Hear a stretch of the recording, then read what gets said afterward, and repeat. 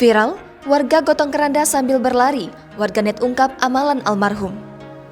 Sebuah video yang memperlihatkan warga membawa keranda viral di media sosial. Hal itu karena sejumlah warga tersebut menggotong keranda sambil berlari.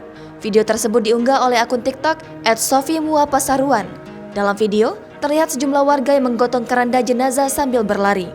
Keranda tersebut bahkan digotong oleh beberapa orang dengan jumlah cukup banyak. Diduga, takut jika keranda terjatuh. Terlihat pula warga yang bertugas memegangi payung berwarna ungu ikut berlari di samping keranda.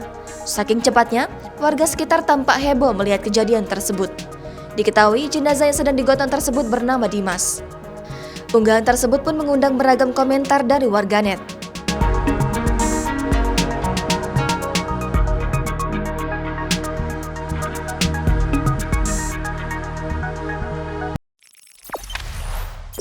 Jangan lupa subscribe, share, komen, dan like ya!